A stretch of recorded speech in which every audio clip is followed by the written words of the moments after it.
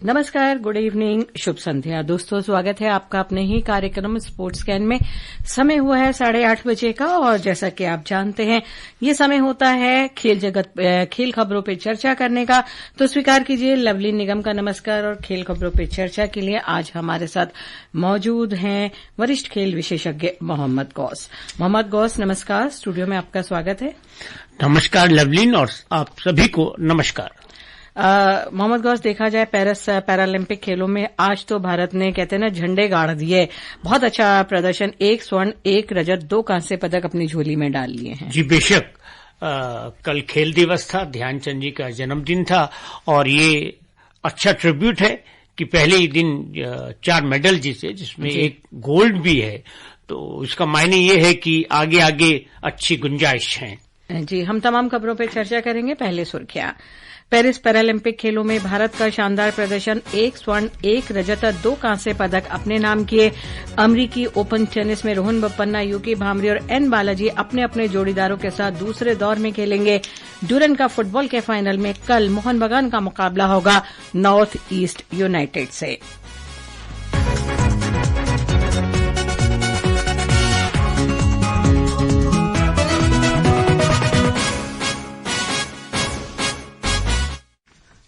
शुरुआत Paris Paralympic के से ही करते हैं, जहां भारत की आज शानदार शुरुआत हुई। भारत ने जो है निशानेबाजी में गोल्ड से शुरुआत की और उसी स्पर्धा का उन्होंने कांस्य पदक भी अपनी झोली में डाला।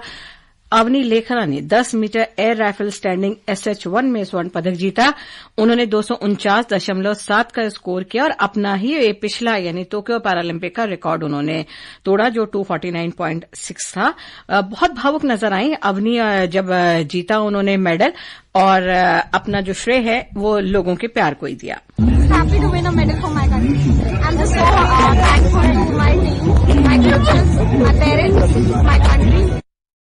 और इस स्पर्धा का कांस्य मोना अग्रवाल को मिला। उन्होंने 228.7 अंक अर्जित किए। निशानेबाजी की बात करें पुरुषों के SH1 10 मीटर एयर पिस्टल में मनीष नारवाल ने रजत पदक जीता। वो 234.9 अंक के साथ दूसरे नंबर पर है।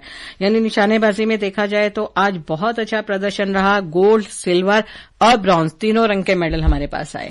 जी बेशक, अगर हम मेन ओलंपिक की बात करें उसमें भी हम करीब से चूके थे, वहां भी काफी मेडल हो सकते थे। और जिस तरह अविन लाकरा जो राजस्थान से हैं, पिछली बार उन्होंने कांस्य जीता था और गोल्ड जाहिर है अपने का भावुक नजर आई। और अगर कोई ओलंपिक में गोल्ड मेडल जीतता है ये एक बहुत बड़ी उपलब्धि होती है। और धीरे धीरे जिस तरह भारतीय ओलंपिक में पैरालंपिक में बेहतर कर रहे हैं, अगर पिछली बार की बात करें 5 गोल्ड थे तो आज शुरुआत हो गई तो 5 से ज्यादा गोल्ड होने चाहिए। बैडमिंटन, अन्य खेलों में भी अच्छी संभावनाएं भारत की रहती हैं। अविन लाकरा जैसे आपने बताया, उसके अलावा प्रीतिपाल, उन्होंने भी प्रीतिपाल की बात करते हैं। प्रीतिपाल की बात कर रहे हैं तो हम ये बता दें T35 100 मीटर की रेस थी। भारत की प्रीतिपाल ने कांस्य पदक जीता है। पैरालंपिक इतिहास में इनफैक्ट भारत का ट्रैक एंड फील्ड में पहला पदक है और उन्होंने भी पदक जीते क्योंकि ये भी एक युवा खिलाड़ी हैं।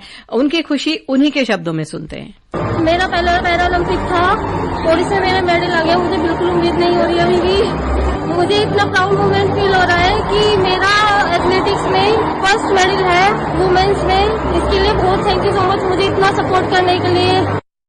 साफ उनके शब्दों में नजर आ रहा है कि वो कितनी खुश हैं। ट्रैक एंड फील्ड में पहला पदक, उनका पहला पदक, यानी जबरदस्त प्रदर्शन।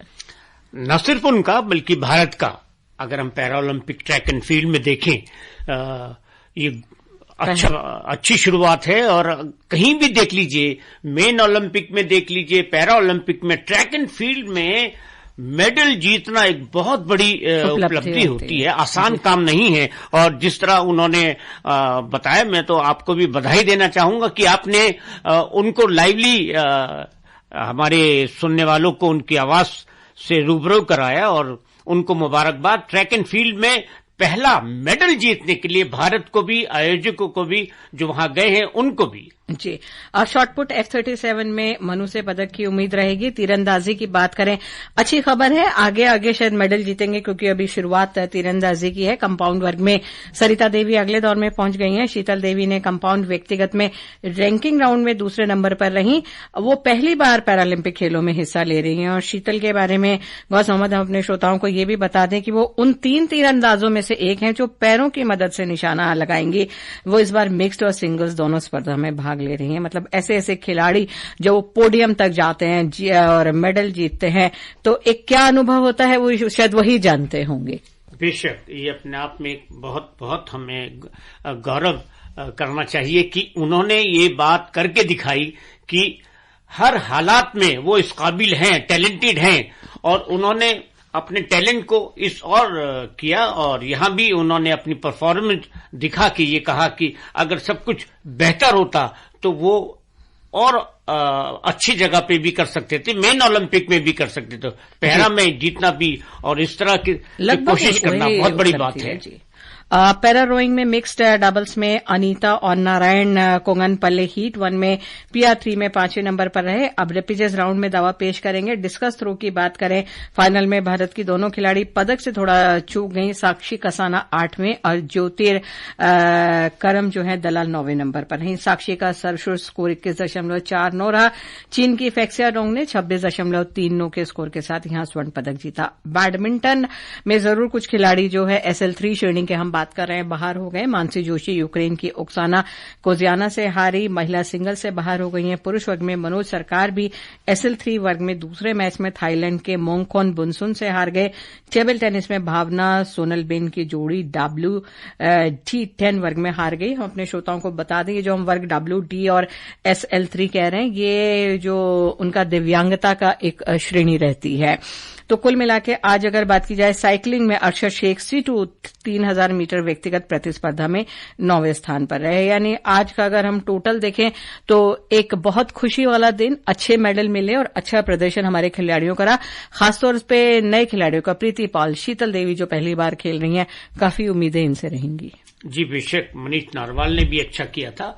तो जैसे आप बता रहे हैं कि पहले दिन में 4 मेडल हमारे झोली में आए भारतीय दल की, तो आगे भी शुरुआत जैसे हुई, आगाज अच्छा हुआ तो अंजाम भी बहुत ही अच्छा होगा।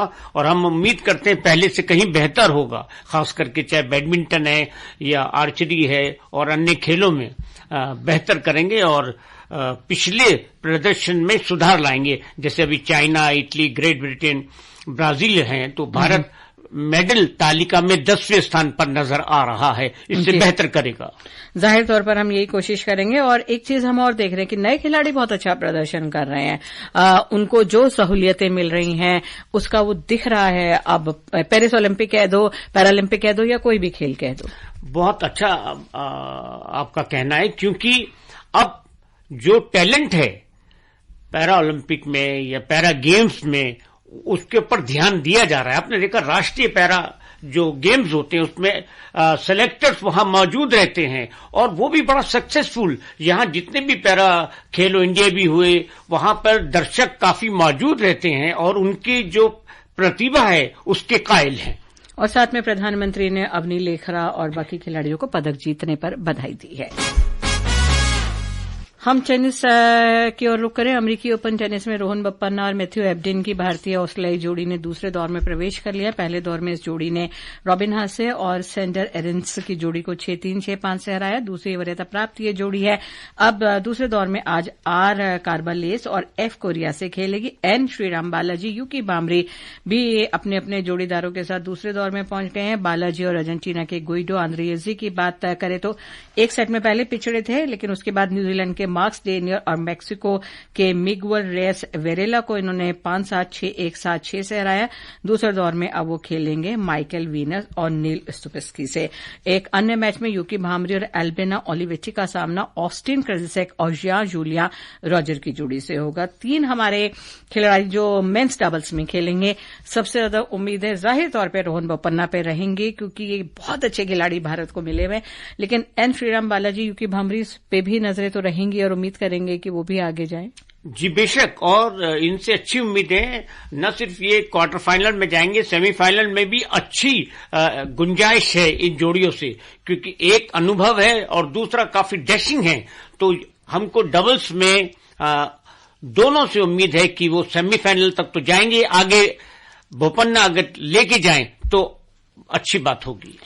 महिलाओं के सिंगल्स की बात करें, विश्व की नंबर 1 खिलाड़ी ईगा स्वितेक जापान की एना स्निकबारा पे 6-0, 6-1 से जीत दर्ज करके तीसरे दौर में पहुंच गए हैं। पुरुषों के सिंगल्स स्पर्धा में जेनिक सिनर अमेरिका के एलेक्स मिशेल-बेन को सीधे सेटों में 6-4, 6-0, 6-2 से हराकर तीसरे दौर में पहुंच गए हैं। इनफैक्ट सिनर की इस वर्ष ये 50वीं जीत है। उनका सामना अब क्रिस्टोफर ओ कानेल से होगा। फुटबॉल, एशिया का सबसे पुराना ड्यूरंड कप फुटबॉल फाइनल में कल मोहन बगान के सामने होगी नॉर्थ ईस्ट यूनाइटेड से। अनुजा की रिपोर्ट सुनते हैं, फिर इस पर चर्चा करेंगे।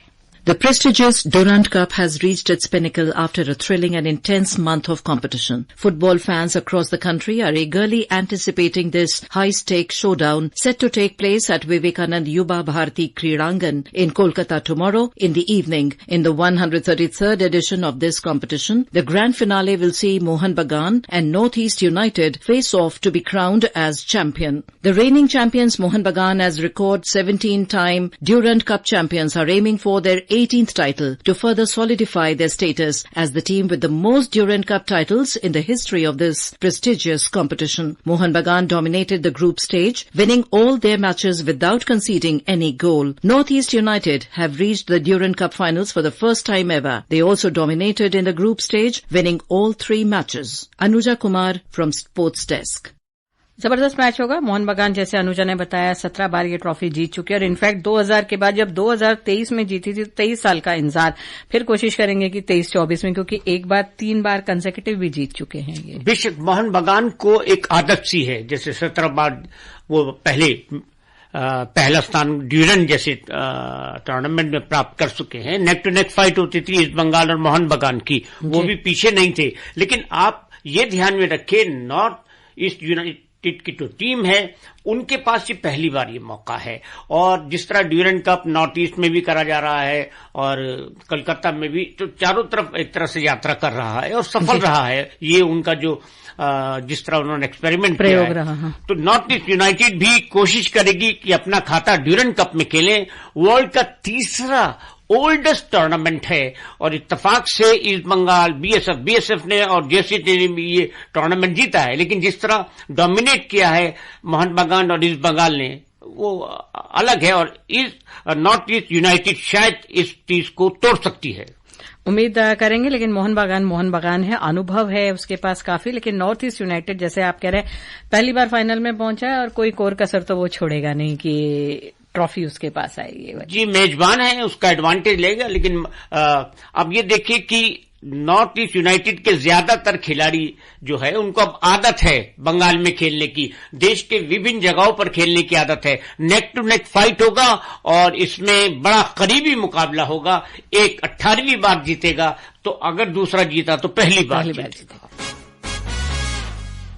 रावलपिंडी में पाकिस्तान और बांग्लादेश के बीच 2 क्रिकेट टेस्ट मैचों की श्रृंखला का दूसरा अंतिम टेस्ट मैच बारिश के कारण अभी शुरू नहीं हुआ है। बांग्लादेश ने पहला मैच जीता था, श्रृंखला में 1-0 से आगे। उधर लॉर्ड्स में श्रीलंका और इंग्लैंड के बीच 3 क्रिकेट टेस्ट मैच की श्रृंखला का दूसरा मैच खेला जा रहा है। इंग्लैंड ने पहली पारी में 427 रन का विशाल स्कोर बनाया। जवाब में श्रीलंका कोई खास अच्छा प्रदर्शन नहीं कर रहा है। चाय के समय तक 7 विकेट उनके आउट हो चुके थे और स्कोर बोर्ड पे रन टिके हैं सिर्फ 129, यानी इंग्लैंड ड्राइवर सीट पे है। काफी अच्छा उसका वो लग रहा है। जी बेशक, बेन डेकेट ने जो है 40 रन बनाए, जो रूट ने 144 रन बनाए और स्टिकिंसन ने भी अच्छा खेल खेला। तो 427 के जवाब में चाय के समय तक, जैसा आपने कहा, 129 पे 7 थे, 298 रन से पीछे है श्रीलंका और लगता है बड़ी मुश्किल होगी और इंग्लैंड कोशिश करेगा लॉर्ड्स जैसे मैदान पे इस मैच को जीते। और उधर पाकिस्तान बांग्लादेश का भी पहला मैच तो हमें मालूम ही है, बांग्लादेश ने जीत लिया था, अभी शुरू नहीं हुआ है, तो यहां भी पाकिस्तान जरूर कोशिश करेगा कि कम से कम श्रृंखला को 1-1 से बराबर कर ले, अगर मैच बारिश के बाद आज नहीं तो कल शुरू होगा। पाकिस्तान के जो क्रिकेट में है वो अच्छे दिन नहीं चल रहे हैं, तो बांग्लादेश कोशिश करेगा अगर मैच शुरू हो तो अपनी बढ़त को 2-0 करे। अब समय नहीं है इस चर्चा को आगे बढ़ाएं। आप हमारे स्टूडियो में आए, तमाम खेल खबरों पे चर्चा हुई, इसके लिए बहुत बहुत धन्यवाद। और लिसनर्स, हम भी आपसे इजाजत चाहेंगे, कल फिर मिलेंगे। फिलहाल शुभ रात्रि।